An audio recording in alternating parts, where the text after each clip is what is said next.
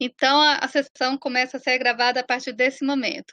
Então, oficialmente, eu dou as boas-vindas a todos e a todas, na condição de presidente interina deste exame de qualificação, do projeto de dissertação da mestranda Marielles Briceño Altuve, intitulado O Deslocamento de Indígenas Nhepa Venezuelanos e os Processos de Reconstrução Identitária em Roraima, Brasil, e acolho com muito carinho e com muita estima as membros da banca examinadora, a professora doutora Caterine Reginese, que faz parte do PROCAD, acompanha o PPG-SOF, então, em diversas ocasiões e diversas atividades de pesquisa. A professora doutora Elaine Moreira, que está aqui como membro externo, e também faz parte da trajetória da UFRR, das pesquisas vinculadas também à UNB. Bem-vinda, professoras Caterine e professora Elaine. Nós temos, então, o trabalho da Marielles Briceño Altuve, orientado pelo professor Maxim Repeto, que nesse momento está em uma outra atividade. Nós iniciaremos, então, sem a presença dele, na sequência ele vem nos acompanhar na condição de orientador desse trabalho. Na condição de co-orientadora, então, eu passo a abertura oficial deste exame público de qualificação da mestranda Marielles Briceño Altuve. Marielles, você tem até 20 minutos para fazer a sua apresentação. As professoras já leram o seu trabalho, já conhecem a sua proposta de projeto de dissertação. Na sequência, nós passaremos, então, para elas fazerem a sua arguição e apresentar suas contribuições valiosíssimas e importantíssimas para a continuidade do seu trabalho. Muito obrigada pela presença de todos e todas que nos acompanham neste exame, nesta atividade pública de pesquisa também, e passamos a palavra, então, para a Marielles. Boa tarde, professora Caterine, professora Elaine, professora Márcia. Agradeço muito de vocês o tempo que se tomaram para ler o meu projeto. Peço desculpas pelo portunhol, sim. E o meu título do projeto é O Deslocamento de Indígenas em Nhepa Venezuelanos e os processos de reconstrução identitária em Roraima e Brasil. Identitária e territorial em Roraima, Brasil. Peço desculpas também porque o título não foi, na hora de fazer a tradução, colocou o ao princípio. Então, repito, o título é Deslocamento de Indígenas em Nhepa Venezuelano e os Processos de Reconstrução Territorial e Identitária em Roraima. Então, este proyecto de pesquisa está inscrito na linha número 2 de fronteiras socioculturais, que compreende as pesquisas sobre fronteiras em termos de processos simbólicos e representações sociais, abrangendo aspectos socioculturais, entre eles direitos humanos, questões indígenas, deslocamentos populacionais, processos identitários e culturais, todos eles relacionados com o meu tema de pesquisa. Este projeto nasce do meu interesse, sim, como mulher que sou migrante também, e vou experimentando nestes estudos da mobilidade descobertas interessantes e que inciden en mi olhar también sobre este modo de vivir en movilidad, ¿sí? E especificamente no meu trabalho em Calvanoco, eu conheci estas 3 populações indígenas, 4, incluindo as Pemons, ¿sí? Guaraos, Cariña, Nhepa e Pemones. Nos trabalhos que eu fazia com eles, descobri que eram populações com uma resistência bem forte e que, desde meu olhar como também migrante, como pessoa que tem arraigo camponês, eu estava pensando todo este tempo, como é que eles vivem a mobilidade? Se eles, de que maneira eles sentem, eles percebem, eles representam esta mobilidade, sendo que eles têm uma maior interação, uma relação muito estreita com a natureza. E essa inquietude, a minha inquietude é a que motiva este trabalho de pesquisa. O desenvolvimento deste projeto será mais uma contribuição com os estudos da mobilidade humana aqui na região panamazônica, uma região com uma mobilidade altamente dinâmica, heterogênea e complexa, como define a professora Márcia. Esta fotografía es de un grupo de señoras en EPA con su bebé durante uno de los eventos en Caubanoco. Esta fotografía muestra Caicara do Orinoco, os assentamentos, a comunidade de onde eles estão vindo. E aqui coloco um pouco para ubicarnos, ¿sí? Para ubicarnos geográficamente. Esto es un mapa del año 1976, ¿sí? Que está en el libro Los Aborígenes de Venezuela, tomo 3, producido por la Fundación Asalle. O territorio originalmente que se identifica como Terra Ancestral dos Eñepá está en esta área do sur da Venezuela, no estado Amazonas, e este deslocamento deles até Caicara do Orinoco, que está aqui no extremo noroeste do estado Bolívar, que acontece desde meados do século XIX, segundo reportes de Codaxi no ano 1941. Só para ter uma ideia assim, da localização. É mais ou menos um triângulo y está ubicado entre as margens do río Orinoco y a margen do río Cuchiveiro. Específicamente se identifica o Alto Cuchiveiro como a região, a terra ancestral deles. Eles são denominados Eñepá, autodenominados Eñepá, a partir dos anos 60 e 70 do século passado. Y a lengua también es denominada Eñepá, aunque a veces también es denominada Panare, como fueran llamados durante más de 100 años. Voy a continuar. Ok, voy a hablar un poco do problema de pesquisa.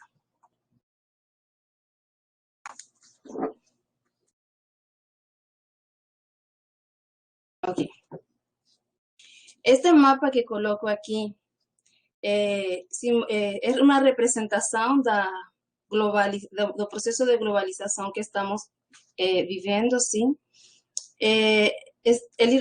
Tem conexões, líneas de conexão que representam essa mobilidade, uma mobilidade bem ampla, ¿sí?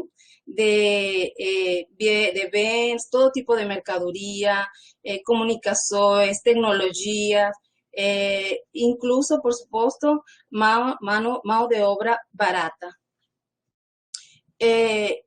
Este sistema que estamos, este mundo que estamos viviendo en la actualidad, como reporta Sassia Saskin, responde a una lógica que va más la lógica da decisión que se toma dentro das casas, dentro das famílias, na hora de sair analisando as vantagens ou desvantagens de partir.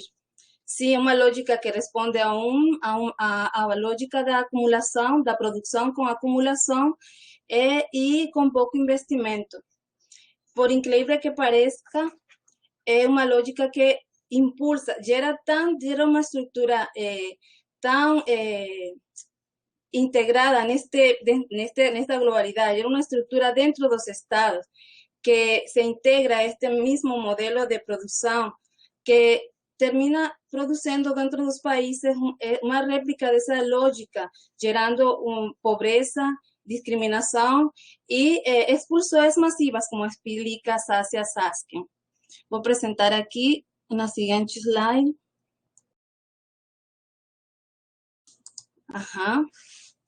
Aqui podemos ver uma representação em micro dessa lógica do sistema que opera a nível global e que, segundo Saskia Sasken, tem umas condições extremas para gerar essa mobilidade, por lo que ela fala que as migrações ou a mobilidade humana, em termos mais amplos, é indicador de um processo da emergência de uma história nova e diferente, porque más que está associada a grandes cantidades, a masas de populações expulsas de uma forma grossa, de uma forma compulsória.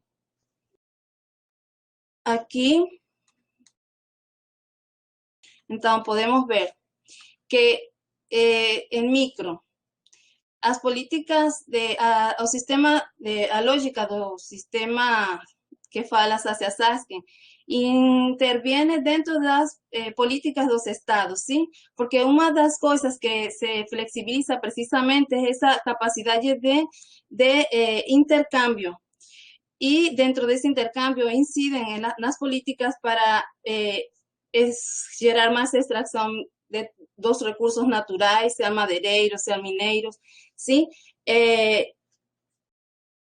Gerar tipos de políticas que terminan violentando, creando sistemas de violencia bien fuertes, violações masivas de direitos humanos, muitas vezes degeneradas em guerras civis, destruição da natureza, com implicações no cambio climático, tudo isso em função dessa lógica que estamos falando global, termina gerando desigualdade, deslocamentos internos e deslocamentos internacionais com o tempo. No caso, também inclui todo tipo de população, inclui também a população indígena. Então, este tipo de lógica gera crisis económicas y humanitarias que, exacerbadas por la pandemia, están gerando una movilidad humana en condiciones bien precarias. A respeito desta mobilidade humana, então,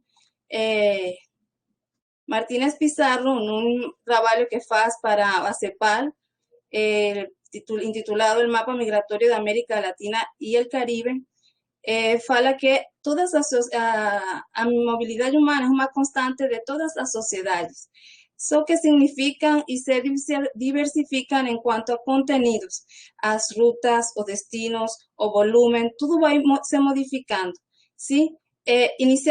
Anteriormente, essa mobilidade humana se definía en un sentido norte. Ballinger fala que essa mobilidade nestes últimos tempos, como é um feito, ¿verdad? Tem uma ruta no sentido sur, precisamente por esas políticas que paradójicamente elas impiden, colocan muros para ingreso das pessoas, permiten entrar mão de obra barata, permiten entrar intercambio grande de mercadorias, mas também colocan límites para gerar ese tipo de condições de maior vulnerabilidade nas que entram aos países em circunstâncias onde qualquer tipo de trabalho é necessário fazer para manter as suas famílias nos locais de chegada e nos locais de origem. E ali geram todo esse tipo de situação de vulneração para as pessoas que estão neste tipo de mobilidade. De esta imagen que tenemos aquí, también quiero destacar para las profesoras da banca que este arbolito aquí, este árbol, tem praticamente os temas que eu estou colocando para o meu trabalho de dissertação, no meu projeto. Então, interessa, depois desta mobilidade internacional, os trajetos, sim, e os itinerários, com suas tramas nestes trajetos, entre os locales de partida e os locales de chegada, as organizações e articulações que esses grupos, verdade, neste caso o grupo indígena Inhepá, possam estar fazendo nos lugares onde eles vão ocupando, e as configurações territoriais identitárias que eles vão construindo nesses locais, assim como as percepções que eles possam estar tendo das respostas que a sociedade civil, os organismos internacionais e até o próprio Estado dá para eles.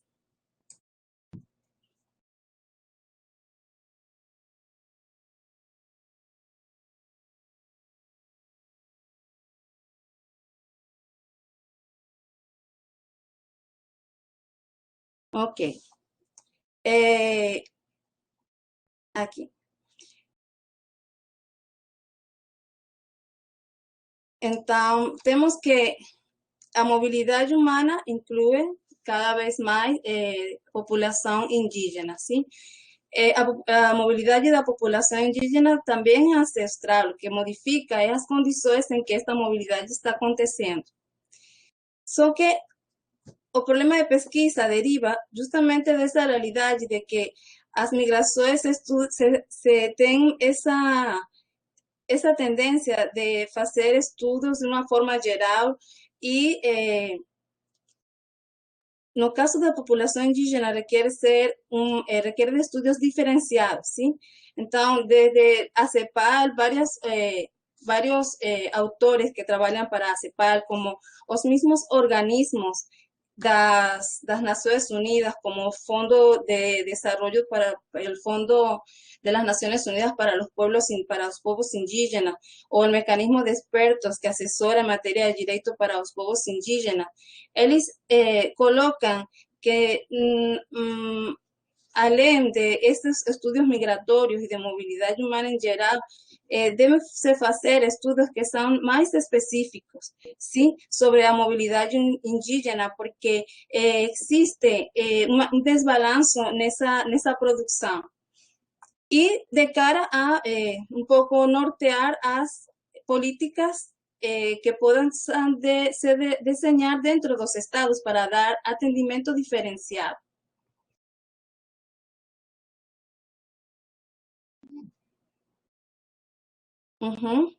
Temos que existe uma mobilidade, um deslocamento forçado de mais de 5.600.000 venezolanos.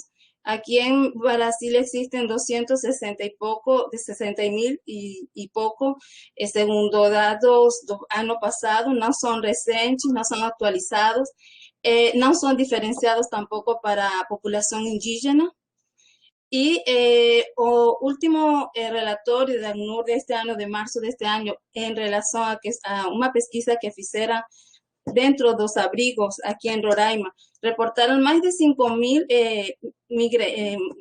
indígenas deslocados para Brasil, dos cuales 2.500 pelo menos están aquí en Roraima. Más, se calcula que son más teniendo en cuenta que con la frontera fechada, por causa da pandemia y esas políticas de seguridad que se están implementando, sea más o número de deslocados indígenas aquí en Brasil. Entonces, esta ausencia de documentación de este proceso de deslocamento tan específico y diferenciado, y estos números, ¿verdad?, que nos dicen de esa movilidad, que dan cuenta en números de esa movilidad y esos datos. Entonces, justifican un estudio centrado en los indígenas Ñepá venezolanos que están aquí en Brasil. ¿Sí? Mari, mais 5 minutos, tá bem? Mais 5. Ok.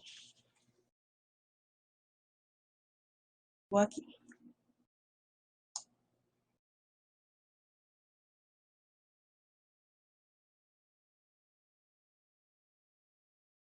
Professora, está vendo? Voltou para... Ok, está ok. Não, Você não precisa esperar aparecer a imagem, pode começar a falar, tá bem? Ok, tá. Então, é imperativo um estudo na população indígena Ñepá, porque é preciso conhecer as realidades deles, sim? E mas este estudo está centrado realmente nas subjetividades da população indígena, nas formas como eles sentem a mobilidade, o que eles percebem, os sentidos que têm para eles a mobilidade, e as formas como eles se representam e se reconfiguram dentro deste processo. Estos 3 cuadros que están aquí son un trabajo de material de divulgación que fiz con a Fundación Fe y Alegría, un poco para achar elementos que orientaran a mi pesquisa, ¿sí? Son cuadros que fueron elaborados por dos indígenas guaraos y que en gran medida ayudaron a colocar estas questões que son para mí de interés y que se reflejen aquí en estas preguntas. Como os indígenas venezolanos em Inhepá describen os itinerários do deslocamento internacional desde as suas subjetividades? O que os indígenas deslocados contam através das histórias de vida nessas experiências de mobilidade humana entre seus lugares de origem e os lugares ocupados em Boa Vista? Como esses grupos configuram, reconfiguram, reconstruem suas identidades e territorialidades entre artesanatos e coletas nas ruas da cidade de Boa Vista e o abrigo Jardim Floresta após a experiência de vida na ocupação de Caubanoco. O meu trabalho tenta encontrar respostas para estas perguntas a través desta formulação de los objetivos. Estudar o processo de deslocamento de indígenas venezolanos em Inhepá, que fizeram vida em Caubanoco e a sua reconstrução identitária e territorial em Roraima.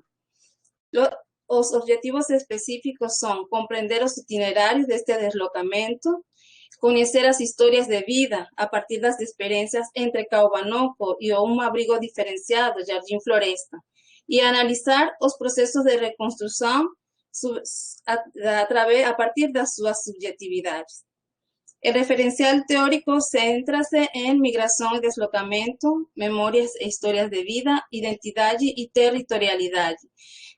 Vamos ver uma migração, vamos ver que no debate entre migração e deslocamento, vamos privilegiar a categoria de deslocamento. Vamos privilegiar a categoria de deslocamento sobre migração para dar um perfil mais sentido e não tão categorizado como um status jurídico como mostra a categoria migração. Sobre memórias e histórias de vida, vamos estabelecer uma relação entre memória, identidade e histórias de vida, no sentido que a memória e a identidade jogam um papel muito importante na narrativa das histórias de vida dele, incluso pensando nas perspectivas de futuro que eles possam ir configurando, sim? Identidade e territorialidade. Vamos falar sobre identidade e territorialidade no sentido no qual centrado na dimensão cultural e simbólica das noções e conceitos que conduzem a um território com identidade cultural. Vamos tomar os conceitos de Habermas, sim? E en cuanto a metodología, vamos a tener una primera etapa de pesquisa bibliográfica, luego estudios de caso. Los estudios de caso vamos a utilizar un método cualitativo. Vamos a tener una combinación de método inductivo intercultural con métodos dos itinerarios que la profesora Caterina desenvolve en sus pesquisas y un método biográfico, historias de vida apoyados en las técnicas de entrevista y fotografía, cartografía de acción social. Esta es otra imagen de las lideranças em Inhepá, do povo Inhepá, que ficou em Caubanoco durante os 2 anos que fizeram vida em conjunto com guaraos e indígenas Cariñá.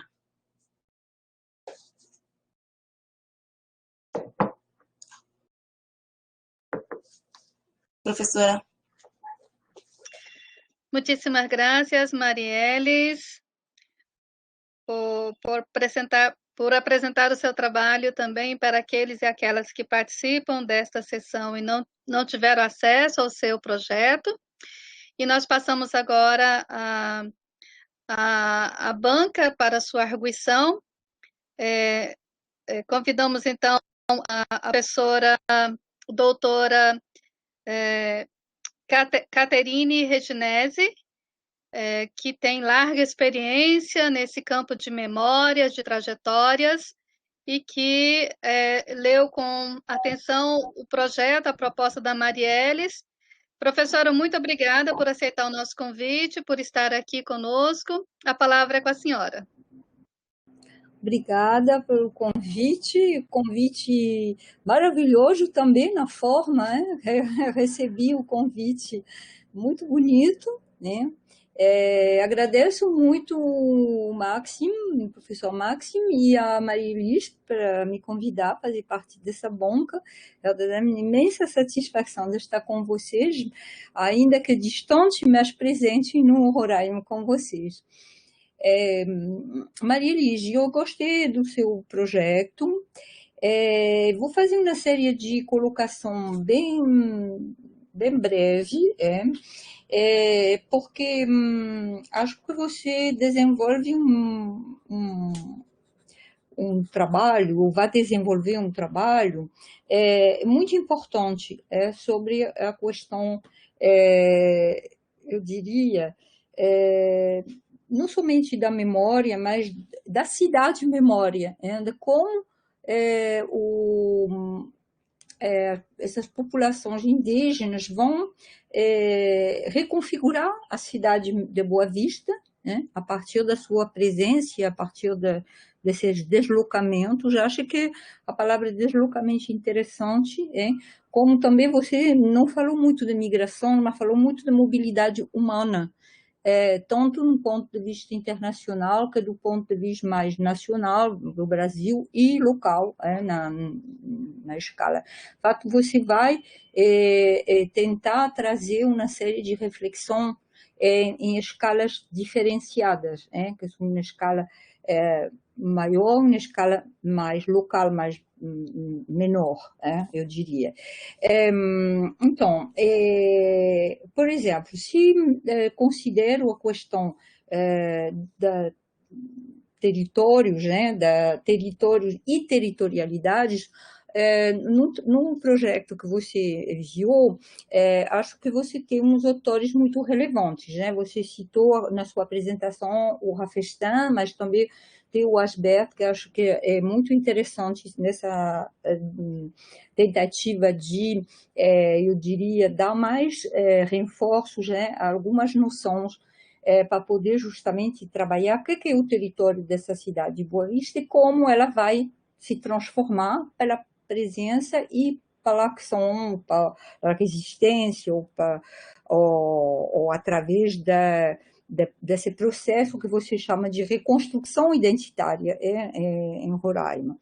E não vou simplesmente te indicar de olhar a coletânea do Procad, que foi publicado em 2020, e tem um texto da professora Teresa Peixoto com o Diogo e com a Dayana, se não lembro bem o nome, que foram mestrando e doutorando, orientando para a professora Teresa, que também é da minha universidade, e que em um determinado momento eles tratam de uma noção que acho que pode ser interessante para você avaliar, que é a noção de território da espera. Por que estou te dizendo isso, Maria Elis? Porque você fala, de fato, de dois, a escala micro, a escala de um grupo de população que você vai observar e trabalhar no cotidiano, desse espaço do Ubanuco, que é uma ocupação, e do abrigo Jardim Floresta. Também uma pergunta minha como se fez, como acontece, vamos dizer, essa passagem de um lugar para outro, entendeu? Um lugar ficou, continuando a ficar, e parte da população foi para o abrigo, entendeu? Falta uma série de coisas que gostaria de entender melhor, mas que, claro, era um projeto, você não ia desenvolver tudo, mas que isso seria importante, descrever bem esse processo de um lugar, vamos dizer, de residência, para fazer rápido e maldito, provavelmente, e para o outro. E o que acontece justamente nesse tempo de espera, né? ou é uma passagem brutal da remoção, pega as pessoas, pendência deles e vão para o refúgio, entendeu? E justamente essa noção de espera é interessante, porque na espera acontecem coisas. E são momentos que vão se reconfigurar, inclusive a questão da identitária. Pessoa que pensava isso, fazendo isso, porque estava dentro de uma ocupação e que sabe que vai mudar, pode pensar de uma outra forma o seu futuro. Então, esse tempo da espera não é a ser negligenciado, eu diria. Mas você avalia porque você já tem toda uma proposta construída da metodologia, que eu achei muito interessante, mas eu queria sublinhar isso. Para a questão da memória, e principalmente da memória coletiva e dessa construção dessa memória coletiva, eu acho que você tem vários autores também que são bem legais e que você pode utilizar, e eu só queria te fazer uma coisa pontual, quando você cita um autor que se chama Bosi, que trabalha a partir de Alvar, de Maurice Alvar. Eu acho que você deve ler Maurice Alvar, porque tem Maurice Alvar em português. Tem o PDF, a memória coletiva, você bota memória coletiva, você vai achar.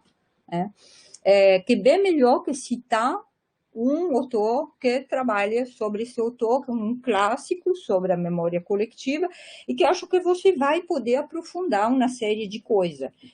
Por exemplo, principalmente porque tem outros pesquisadores depois que, a partir da Alvar, trabalham a questão justamente da cidade de memória, a questão de temporalidades, a questão da noção de resistência, de como as transformações se encontram justamente no resgate dessas memórias. E o que é interessante do Maurice Alvar, que continua da atualidade, eu diria, no presente, é que ele indica que a memória toma umas formas que variam, vão se modificando ao longo do tempo e coexistem. Isso na cidade, por exemplo, eu vou lhe dar um exemplo que outros pesquisadores, principalmente no meu país, trabalharam, a história, por exemplo, de um centro urbano, na cidade importante, que é a segunda cidade da França, que é Marselha, e como tem o interesse de chamar a memória como o sinal de uma crise provisória da identidade política e nacional, e também como tem a ver com as instituições locais que acham um momento importante, um momento determinado, dar visibilidade ao trabalho que eles, como políticos locais, vão transformar um centro, vão, de alguma forma, fazer esforços para erradicar uma população já muito estigmatizada. E também, do outro lado, do lado dessas famílias de origem do Maghreb, da África do Norte, que são presentes há muitos anos, eles acham relevante revalorizar esse centro urbano com o sentimento de pertencer nesse lugar, nesse bairro. Então, essa escala da cidade, que você vai trabalhar de uma forma mais perto, eu diria, de perto de dentro, e acho que seria interessante você bem fazer essa leitura da Alvar, para ver essa coexistência inclusive dentro do mesmo grupo de indígenas, provavelmente. Né? E essa perspectiva oferece, para mim, muitas coisas interessantes, e permite, por exemplo, a evocação das práticas sociais, ou das imagens, ou das representações, que esse grupo social, o grupo indígena, no teu caso, vai construir dele mesmo, porque a questão de identidade não é uma coisa fechada, à origem. A origem não significa nada, significa a partir do momento justamente que esses deslocamentos, essas viagens, eu acho que você poderia trabalhar nas histórias de vida, fazer contar as viagens, que é uma mobilidade, eu diria, intergeneracionais, também fazer contar a história das diferentes residências, chegando na cidade de Boa Vista, e as práticas, essas mobilidades cotidianas, como eles se deslocam na cidade, como eles vão, de alguma forma, se inserir em um novo lugar de vida, essa nova experiência de vida para eles. E acho que essa relação passado, presente e futura vai valorizar ainda mais as histórias de vidas que você vai recompor, a partir da ideia de trabalhar com entrevista. Na questão dessas diferentes fases que você elaborou, eu vou ficar mais, trabalhar um pouco mais, dar algumas dicas mais sobre memória e histórias, e trabalhar com o método dos itinerários, por exemplo, no teu projeto, você evoca os itinerários, inclusive na versão que eu recebi, era muito interessante, porque no momento de evocar os itinerários, você passa para a língua espanhola. Eu achei ótimo, achei muito legal, não, entendeu? Porque isso não é pouca coisa, mas era interessante essa questão da língua, que provavelmente, não sei, em determinadas entrevistas, vai ser a língua que você vai usar, imagino, isso coloca uma série de questões, sobre como que é a língua que você vai utilizar, que não é nada, para perceber essa questão identitária, porque a língua faz parte da questão identitária, obviamente, e como isso pode se modificar, se transformar na vida urbana, quem são essas pessoas que chegam no Brasil, vão passar para outra língua, já que passaram da língua deles para o espanhol, agora vão passar pelo português. E acho que nesses itinerários, você deve entender bem, se você utiliza o método dos itinerários do Jean-Yves Petitot, e principalmente o trabalho que ele fez com esquivadores da cidade portuária de Nantes, na França, é importante começar para as entrevistas. A entrevista é o primeiro passo. E a partir das entrevistas, você observar que são as pessoas que poderiam fazer os itinerários. É que não entendi muito bem, ou pode ser que não li com mais atenção, mas quando você fala dessas três pessoas-chave um pouco, que você ressalta que vai voltar para três pessoas, seriam essas três pessoas que vão fazer itinerários, por que não? Como você vai poder fazer itinerários fisicamente falando? Por exemplo, para ficar mais claro, vou tentar retomar a partir da mobilidade, mobilidade da viagem, no longo do tempo, e mais a pessoa vai ser de idade, mais vai ter que contar muitas coisas, Porque se você pega um adolescente, provavelmente ou pode te contar a memória dos seus avós, mas não vai ser a sua, né?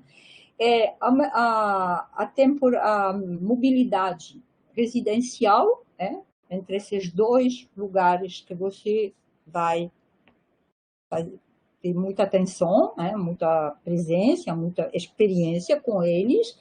E se entendi bem, você já tem uma experiência, né, no seu passado também com eles. E a mobilidade cotidiana. No caso da mobilidade cotidiana, eu te aconselharia de fazer os itinerários, entendeu? Porque é hoje em dia que o processo de deslocamento vai ser relevante para o futuro deles, né? Sabendo que esse futuro vai ser construído a partir do passado e do presente deles, né? Então, seria começar pela entrevista, propor um itinerário, mas o itinerário é o sujeito que é guia do pesquisador. Não é você que vai lhe indicar de te levar em tal e tal lugar. Senão, não é mais o método dos itinerários, né? Mas eu acho que seria bacana fazer uma experiência, ainda que seja curta, que seja... que você não vai, por exemplo, fazer como o Petitot, trabalhar como fotógrafo, mas você vai fazer o papel do pesquisador e do fotógrafo, coisa que eu fiz em algumas pesquisas, né? E você vai acompanhando a partir de um ponto de encontro onde ele vai, né? A pergunta seria, o que você faz durante a semana? Onde que você vai? Também, se a pandemia dificulta, o que você pode fazer é reconstruir esses itinerários a partir da fala deles. Se você deixa eles te falar onde que eles vão comprar, onde que eles vão, não sei, se encontrar com outras pessoas, né? Ou se fica muito no abrigo, né? O pouco tempo que passei no Roraima, já vi que as pessoas saíam do abrigo, e principalmente os mais novos, né? Faziam coisa, mas não trabalhei com população indígena, então eu sou muito prudente, os meus verdadeiramente observações são muita pouca coisa. E a partir disso, você pode fazer um trabalho de cartografia, por exemplo, de mapa falado, eles podem desenhar um papel branco onde eles vão e depois você pode montar que é a fase de como você vai restituir esses exemplos, essas experiências do cotidiano deles a partir desses itinerários do cotidiano, entendeu?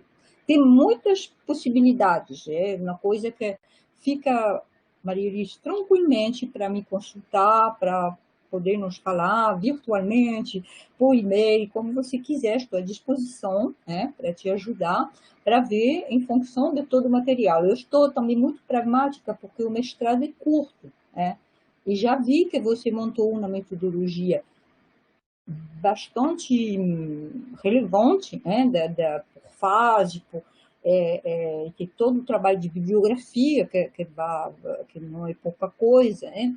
Então, eu acho que você deve pensar os itinerários como exemplificar alguma coisa para fazer uma experiência, né, na cidade. Seria bacana fazer mesmo com eles. Mas se é difícil, também você pode, né, fazer esse trabalho na entrevista, entendeu? Fazer uma entrevista mais em dois momentos, por exemplo, rever eles em outro momento e focalizar mais sobre o cotidiano.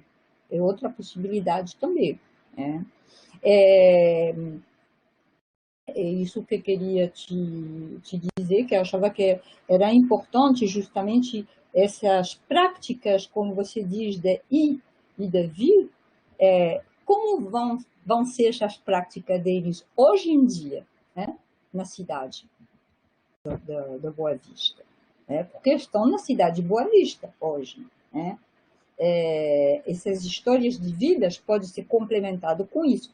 Tem um trabalho de um geógrafo, se te interessa, eu posso achar que uma pessoa que trabalhou com oficinas, porque um pouco o princípio que você falou, de fazer oficinas, se você trabalha com imagens, você pode partir da ideia de selecionar umas imagens e de mostrar essas imagens, fazer como na roda de conversa com eles, para ver como eles classificariam o que é do passado, o que é do presente, o que é do futuro, a partir de uma série de imagens que você poderia mostrar para eles, né? Isso é um tipo de trabalho interessante, inspirado também da pedagogia de Paulo Freire, e que é muito inspirador, inspirou muito Petitot para os itinerários, né? Isso é um diferencial. E outro que é justamente esse trabalho de geógrafos que trabalharam com migrantes de nacionalidades, de origem, de países diferentes, de línguas diferentes, né, na França, e que fizeram um trabalho com mulheres, e as mulheres faziam bordado, e fizeram um tapete, que era um mapa dos deslocamentos deles bordado. É um trabalho belíssimo. Vou tentar ver se acho esse trabalho te envio. São exemplos, sugestões, que eu queria te fazer, porque achava o teu trabalho muito importante, muito interessante, nessa reconstrução em Roraima, no Brasil, desse grupo indígena que você conhece, que você pode acompanhar, e eu te agradeço pelo convite mais uma vez.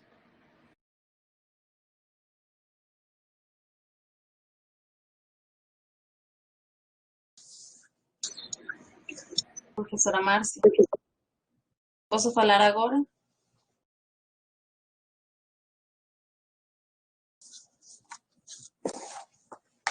Posso agora ou tenho que falar primeiro a professora Elaine? Desculpa, Marielles, estava aqui com minha conexão cortando aqui. Agradecemos imensamente a professora Caterine e passamos diretamente à professora Elaine, e no final a Marielles responde as duas, tá bem, Marielles? Sim. Professora Elaine, muito obrigada pela sua presença. Você que tem também um largo conhecimento sobre a questão da mobilidade indígena, dos deslocamentos, e a palavra é sua, então, para contribuir com esse trabalho da Marielles. Tá, obrigada, Márcia. Primeiro eu queria agradecer o convite da Márcia, do Maxim, da Marielles. Prazer ouvir também a Catrine aqui de novo. Eu vou, assim, primeiro eu queria destacar, né, algumas coisas. Eu gostei muito de poder ler teu projeto, Marielles, porque eu acho muito importante um trabalho sobre os Enepá, né? A gente tem tido vários trabalhos sobre os Warau, tem vários programas do Brasil inteiro com especialização, mestrado, doutorado, já com a questão dos Warau, e eu acho que o teu é um dos poucos, pelo menos é o único que eu conheço que vai fazer esse olhar mais para os Enepá, né? Então, eu queria destacar que isso é uma coisa super importante e esse é o forte aí do programa de vocês, né? Poder olhar para essas realidades locais e ver a importância dele. A outra coisa que eu acho muito importante no teu trabalho é a experiência de Kawaba Noko, né? Porque ela realmente foi uma experiência diferenciada de tudo que eu vi, pude ler, pude conversar com, né, com o Zuarau ou com outros pesquisadores em outros estados do Brasil. Então, acho que ter um trabalho cuidadoso de resgatar essa história também tem um mérito bastante grande, né? Outra coisa que eu queria, assim, eu queria perguntar uma coisa, Marielles, você é de que área? A tua formação? Direito, geografia, sociologia? Qual é a tua área? Direito e educação, Okay. biologia. Ok. Outra coisa, e aí é uma coisa que a gente tem pensado muito no programa onde eu estou trabalhando agora aqui, na pós, é a possibilidade dos nossos estudantes escreverem em espanhol, né? No nosso programa, por exemplo, até em inglês é possível, né? Porque tem essa coisa das Américas, como tem a Guiana. Então, eu vi que ficou algumas partes do teu projeto em espanhol, e, assim, queria dizer, né, que seria legal também a gente poder ler em espanhol sem nenhum problema, né? Agora, a minha fala toda, eu vou fazer uma argumentação sobre as questões teórica, metodológica, mas basicamente, Maria Elisa, o que eu queria, e aí é uma decisão tua e teus orientadores, você está em ótimas mãos, é que o nosso mestrado ele é muito curto, né? Nós temos muito pouco tempo. Então, a minha sugestão geral, assim, para eu ficar mais livre para fazer as outras observações, é talvez você definir um tema, definir uma questão e fazer bem essa questão, né? Seja o itinerário, como a Caterina argumentou, seja a história de Kauauanoco, né? Mas escolher, não querer fazer tudo, porque é muito trabalho, né? E o mestrado é muito pouco tempo, né? Você pode depois retomar isso para um doutorado, onde a gente tem um pouquinho mais de fôlego, né? Então, a minha sugestão geral, né, já que você está passando pelo exame da qualificação, é de talvez optar, fazer uma opção, né, tua, como autora do projeto, e aí com os seus orientadores, daquilo que você destacaria, talvez como mais relevante ou mais importante, mas não trabalhar com todos os temas que você pretendeu abordar no projeto, né? Porque não porque eu não acredito que você seja capaz, quero deixar isso bem claro, mas é porque os nossos programas nos mestrado, em 2 anos, nós, né, da semana que vem é agosto, e você em março tem que estar aqui de novo defendendo, e tenho certeza que vai ser um ótimo trabalho. Então, a minha orientação, minha sugestão é essa. Uma coisa que eu acho que é importante, né? Eu fiquei feliz de ver as fotos que você falou, eu conheço aquelas mulheres, né? Vi essas mulheres aí em Boa Vista. Em 2017, na pesquisa que nós fizemos com a Acnur, foi a pesquisa que alertou que não existia só o Zoaral, que os Enepás estavam presentes, né? Mas os Enepá, eles chegaram até Santarém, até a última informação que eu tive. Isso você vai encontrar no relatório do MPF. Eles não ficaram só em Roraima. Não sei se eles voltaram ou se alguém ficou, mas tem registro, né, de uma parte deles que se deslocaram até Santarém. Então, seria interessante ver se essa família, né, que, como você falou, é uma família estendida, as informações que a gente tinha era exatamente essa. E a outra questão, que eu acho que aí é um trabalho que você vai ter também, que você fala da bibliografia, é que tem uma bibliografia importante sobre os Panari, né, do ponto de vista da antropologia, se você vai querer fazer se aprofundar nisso, né, então isso também vai te exigir um tempo de dedicação, de leitura, né, então rever um pouco essa proposta, né? Se você vai querer se mergulhar nesse campo mais da produção etnográfica, tem bastante coisa sobre os Panari, né? Acho que é importante situar com informações que você já tem, né? Eles são de língua caribe, na Venezuela o último censo era quase 5.000 Panari, né? Saber um pouco, você tem razão também, várias observações que você colocou, que a gente não tem essas informações, né? Se registra que mesmo quando as fronteiras estavam abertas, se você for buscar na fonte, digamos assim, oficial, praticamente ninguém declara ali se são indígenas quando faz o pedido do ingresso no país. Então, esse dado, essa invisibilidade, ela é muito grave, né? Então, as pesquisas que estão sendo feitas na pós-graduação, elas são muito importantes também por isso, porque elas acabam, de uma forma ou de outra, trazendo informações que estão dispersas, né? E um trabalho como o teu, eu acho que pode contribuir. Então, você fala muito de Kawabanoko, eu vi que você trabalhou ali com esse projeto, mas não tem uma descrição. Quem não, como eu já conheci, né, estive lá, acompanhei essa resistência que teve, né, de muitos indígenas que não queriam abandonar aquele espaço construído com indígenas, não indígenas, o leitor fica querendo saber, mas o que é esse Kawabanoko, né? A própria Catrine perguntou, mas o que é? Né? Então, acho que é importante essa descrição, né, dessa experiência, do que foi. Uma dúvida que eu fiquei, eu acho que essa atenção a gente tem que ter, né, no projeto e depois na dissertação. Quando você fala o abrigo de Jardim Floresta, você falou acho que em algum momento você citou tem uma passagem pequena que você fala, acho que na página 34, que aí você fala, né, uma revisão bibliográfica anterior, as observações externas, feito dentro da ocupação. Então, o leitor entende que Kawabanoko era uma ocupação, né?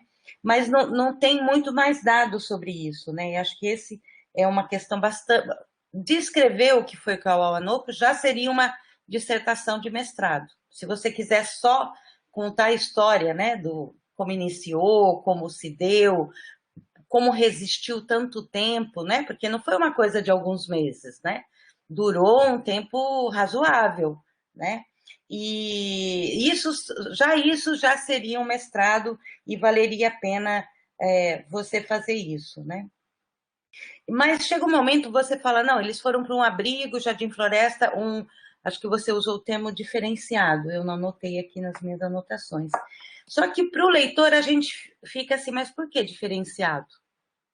O que é de diferente desse abrigo dos outros abrigos, né? O que eu tenho ouvido dos Warau, eles não veem tanto toda essa diferença, né? Em relação a... E aí eu queria entrar num outro tema, né? O tema da territorialidade, eu acho que aqui tem um esforço, né, de reflexão aí para tua dissertação, se o abrigo é uma territorialidade, se a gente poderia aproximar o abrigo, que eu vejo mais como um espaço institucionalizado, como que ele dialogaria com a ideia de uma territorialidade, como seria possível isso, né? Pode ser um problema para a gente pensar.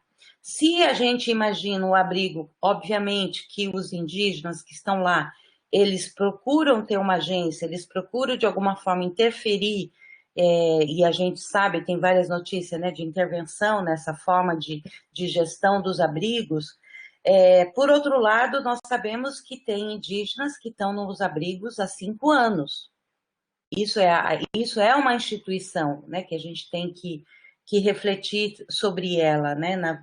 E os Enepá, eles foram para o primeiro abrigo em Pentolândia, né? Quando iniciou ali, depois saíram, depois, enfim, tem toda essa história que eu acho que uma parte você vai resgatar de trabalhos publicados, de relatórios do MPF, que você pode solicitar porque são documentos públicos, né? Que resgatam um pouco esses itinerários, que vai te trazer essa confirmação do Zenepá passando por Santarém, né? E seria interessante, essa informação ficou perdida, né?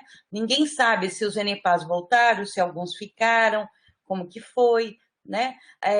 O que a gente, tudo indica que alguns Zenepá conheciam alguns Warau, por exemplo, né? Que não é o acaso desse encontro, né, de 2 territórios diferentes dentro da Venezuela e que chegam num determinado território, né, no caso aqui Pacaraima e depois Boa Vista, né? Então, o que eu te convidaria é fazer essa reflexão, que eu tenho a impressão que o projeto ele propõe fazer muitas coisas num tempo limitado do mestrado, né? Então, talvez aí vai ser necessário uma escolha. E a partir da escolha é que se define a tua metodologia, né? Então, vai ter sentido pensar na questão do calendário vai ter sentido as entrevistas? Que tipo de entrevista? É em relação aos itinerários, como a Caterine falou, né? As entrevistas é que iniciam a ideia de se imaginar com a metodologia dos itinerários. Então, perceba que o projeto do mestrado, uma vez que você defina, você escolhe, olha, eu quero fazer tudo isso em 6 meses, é uma opção, né? Se você decide, não, no mestrado eu vou fazer isso, e depois eu retomo isso, talvez no segundo momento, no doutorado, por exemplo, aí isso define a metodologia, né? Acho que a gente não deve, como pesquisadora, aceitar nenhum limite das agências internacionais para pesquisa, né? E isso é uma reflexão desse espaço institucionalizado, né? Você cita um determinado momento que vai depender da autorização, acho que isso tem que ser bastante conversado, né? Não é a primeira vez que eu leio isso, né? Ou eu escuto isso de pesquisadores ou que não puderam entrar num abrigo, ou que tiveram dificuldades, mas acho que esse é um tema dos programas de pós-graduação. E a gente não pode esquecer que tem vários pesquisadores que estão trabalhando e fazendo as suas pesquisas, né? Ou como você mesma fez no projeto lá na ocupação, ou então trabalhando em abrigos, que parece que tem sido a solução para isso, mas eu acho que é uma questão para a gente enfrentar, né?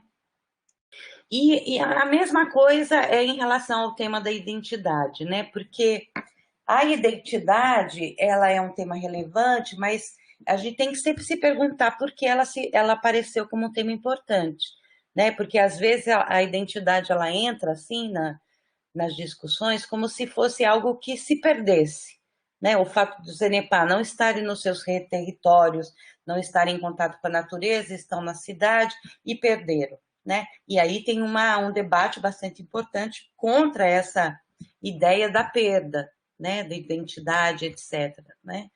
Então, eu, assim, faço essas observações porque a metodologia ela vai depender daquilo que você decidir. A minha impressão é que tem muitos temas, muita coisa e pouco tempo, né? Então talvez aí você vai ter que fazer uma opção. E isso que eu quero te dizer, não diminui em nada o teu projeto, não vai diminuir em nada a qualidade da sua dissertação, porque ela, como eu repeti, o tema é super, qualquer um que você escolha, ele é super importante. A escolha do Zenepá eu achei que foi super bem feita, porque é um grupo que está aqui praticamente, né, junto com os Waral, oficialmente, digamos, que o Estado sabe que os Zenepás estão aqui, pelo menos depois de 2017, passaram por várias experiências, inclusive abrigamento, deslocamentos para outras cidades, e se fala muito pouco deles, né? Então, a gente tem mais dados sobre os Waral do que sobre o Zenepá, né? Então, achei que foi muito boa a tua escolha. E essa outra questão que você levanta da metodologia, sobre se vai ser online, se você vai usar plataforma, o WhatsApp tem uma discussão grande hoje dentro não só da antropologia, mas também da sociologia, né? Que não é uma simples mudança, muda realmente a metodologia. E a gente tem que pensar sobre ela, né? O que significa usar isso e não aquilo, o que significa usar a plataforma e não estar presencialmente, né? A gente tem a esperança, né, que a vacina avançando aí em Boa Vista seja possível, né, fazer a pesquisa mais presencial. Eu estou consternada ainda hoje com a notícia da perda da Miriam, né? Todo mundo sabe que conheço a Miriam há 20 anos, então isso me dói enormemente, né? Imaginar que podia ter sido vacinada, que podia estar aqui conosco, enfim. Então, assim, quero de novo te parabenizar pela escolha com o Zenepá, mas te convido a refletir, né? Talvez para limitar pelo tempo, não por você ou suas capacidades, longe disso. E uma última observação, eu acho que, e por isso que eu perguntei, inclusive, a tua formação, né? O CEPAL, ele é uma fonte, né, para a gente pensar as questões de direitos indígenas, etc. Mas se você quiser aprofundar, eu acho que a ONU é melhor, né? A Corte Interamericana de Direitos Humanos é melhor, né? E no Brasil tem outras fontes também, tanto acadêmica como de ONGs, que são muito boas para pensar essas questões do direito, né? Dos direitos indígenas. Você citou o material, né? Aquele material que a UEM publicou, coordenado pela Eric Amada, só sobre essa questão dos direitos, né? Então, assim, você tem aí em mãos um material importante. E a outra coisa que eu acho muito legal, e aí você que vai decidir, obviamente, mas o registro dessa experiência de Kauauanoco também seria bastante importante. É isso, as minhas considerações.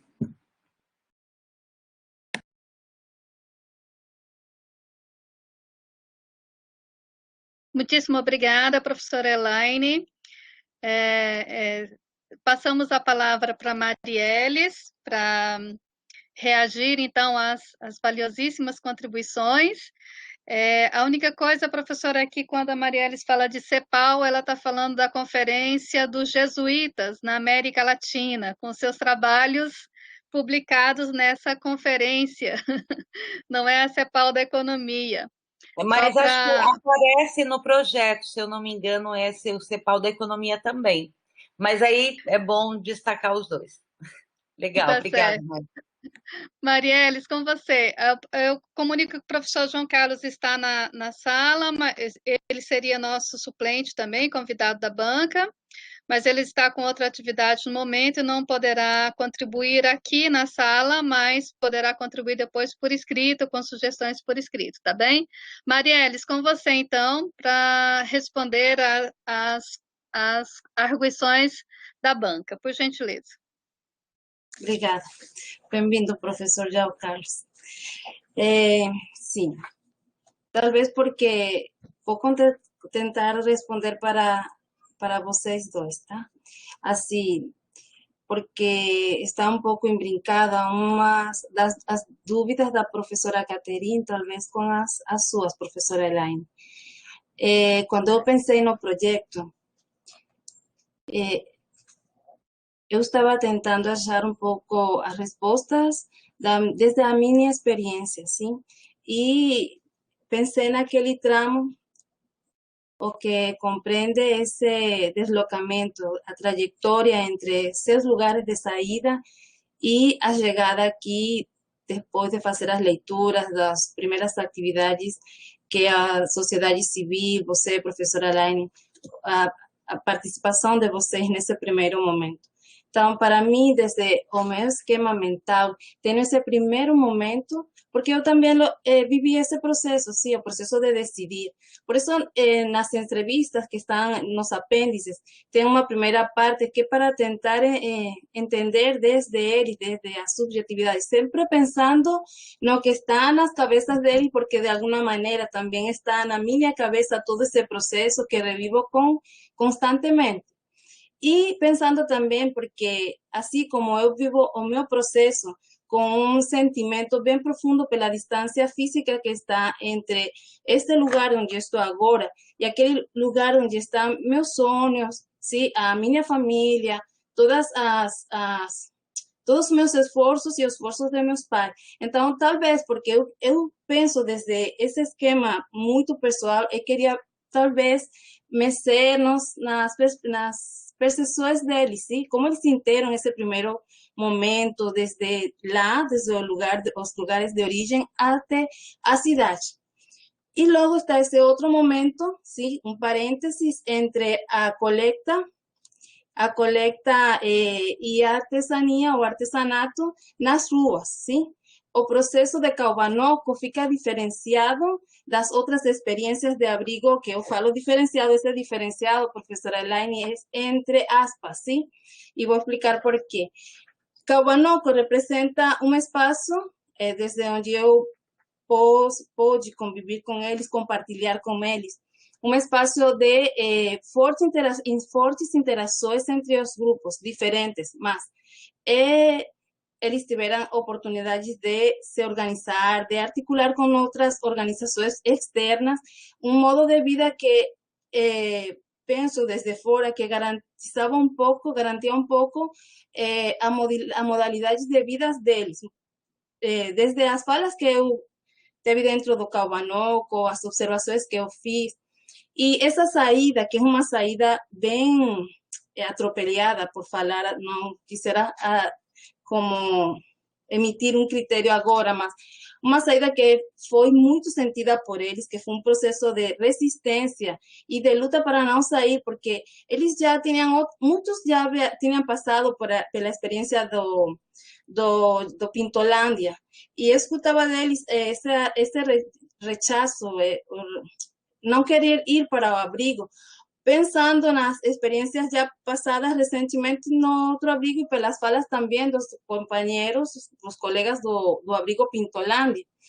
Então, se configuram territorialidades dentro do abrigo, forma parte do que eu quisera conseguir nesta outra etapa, por dizer, da pesquisa. Como que eles comparar como eles viviam e se podiam organizar dentro do Kauvanoco e articular, e como se eles têm essa possibilidade que é para colocar, comparar um pouco como se reconfiguram esses espaços, identitária e territorialmente. E referente à metodologia, tem assim, eu trabalhei 2 anos acompanhando o Kauvanoco. Dos 3 grupos, o grupo do CENEPA foi bem resistente para que eu estabelecesse sequer diálogos pequenos. E não só acontecia comigo, também com as outras pessoas, porque muitos deles não falam nem espanhol, as mulheres principalmente. E é todo um desafio falar com eles para colocar já a pesquisa com o nome concreto de NEPA. Eu tive que conversar com eles em várias oportunidades e ainda estamos conversando para desenvolver esse projeto com a metodologia dos métodos itinerários, porque penso que essa metodologia me permitiria a mim me acercar mais com eles, sim? São processos que já tem tempo, sim? Eu tentando ganhar a confiança deles. E pensei que desenvolvendo este pequeno projeto poderia entrar nessa confiança para escolher as pessoas que poderiam logo fazer as entrevistas. Sim, fica um pouco confuso, porque talvez não tenho experiência em fazer realmente este tipo de pesquisas assim, com ferramentas não conheço, mas o meu desafio é precisamente, o meu dever como estudante, é envolver-me com todo esse tipo de ferramentas. Então, eu pensei que metodologicamente eu poderia fazer trabalhos grupais, sim, grupales, para construir como um mapa, uma espécie de mapa físico, mas com essas subjetividades deles colocadas ali desse deslocamento. E que os itinerários poderiam servir para essa caminhada aqui na cidade com as coisas que eles fazem, que podem fazer dentro do abrigo, mas contando um pouco as histórias deles. E aparte, pues ter também essas histórias de vida para complementar uma com outra, que é muita coisa. Sim, acho que sim, é muita coisa. Eu não tenho experiência em mestrado assim, não. E acho que posso com toda certeza, professora Elaine, conversar com os meus orientadores e fazer essa revisão, porque a ideia, eu quero fazer muita coisa, sim. E de feito que já cortamos uma parte. E uma parte que também era importante, porque para mim, esse processo de saída de Kauvanoco para o abrigo gerou umas resistências bem importantes, que desde Kauvanoco, em função da terra, dessa colocação, dessa demanda de terra, um grupo já está fazendo vida em Cantá. E o meu desejo era passar por todos esses espaços, sim? Para comparar. Só que também, e agradeço muito a sinceridade, professora Elaine, porque eu quero abraçar todo mais.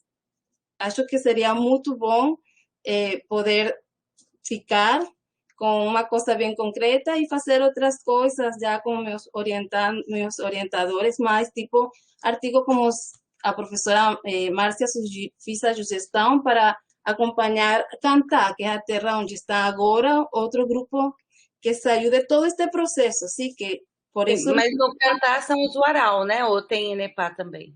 Tem Carinha.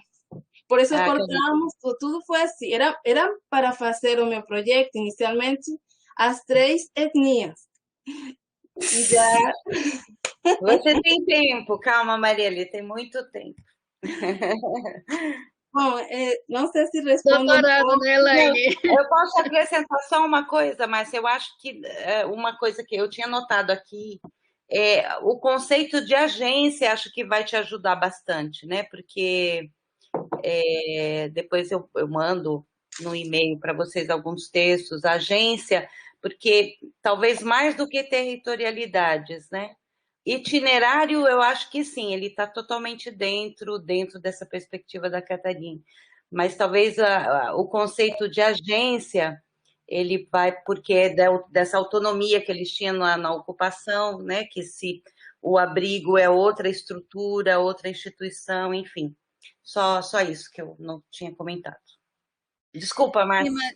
Não, tranquilo, Elaine, muito obrigada. Marielle, só responda a Elaine a provocação que ela te fez. Por que o que você está entendendo por abrigo diferenciado no Jardim Floresta? Abrigo diferenciado só porque eles colocam o nome de diferenciado. Era parte da pesquisa, sim, que eles mesmos falaram como que eles percebem esses 2 espaços em função precisamente desse princípio da autonomia que está reconhecido no convênio 169, sim, que é parte fundamental deles, mas não estou falando de que é um abrigo diferenciado, só que era entre aspas, sim, para ser desenvolvido e revelado aí. Ótimo. Não Obrigada, sei. Marielle. Professoras, vocês acham que a Marielle contemplou um pouco assim as provocações de vocês? Vocês querem colocar algo mais? Professora Caterina, Elaine? Para mim está ótimo. Professora Caterina. Para mim também ficou bem. Concordo também com coisas que a Elaine colocou do tempo no mestrado. Sim. É um limite do mestrado, viu, Marielle? Não é, repito, não é nenhum limite teu, é o limite do tempo, né? Do tempo do mestrado. Professoras, então, Marielles, muito obrigada. Eu vou deixar você respirando aí um pouquinho agora, tomando uma aguinha, e vou me reunir numa outra aula com a professora Caterine e com a professora Elaine, para a gente conversar, então, e preencher a sua ata de qualificação, tá bem? Tá bom, Vocês professora. podem continuar aí tranquilos e tranquilas. Nós vamos, então, para outra sala, ok? Você põe no chat a outra sala, Márcia? Ou... Não, eu já vou puxar vocês aqui, Elaine, eu já puxo aqui mesmo. Você é muito moderna, Márcia é muito tecnológica.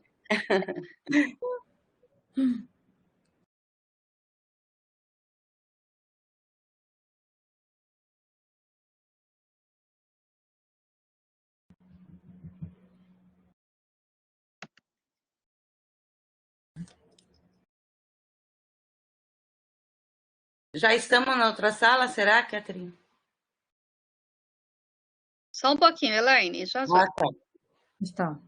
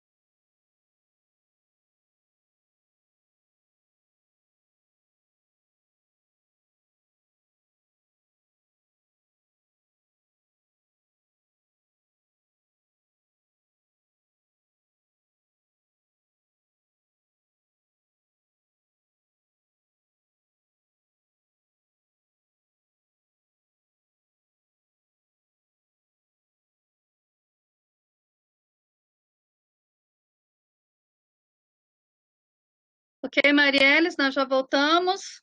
Não sei se você está por aí para nós fazermos a leitura da ata. Sí, profesor, aquí. Ok. Marielles,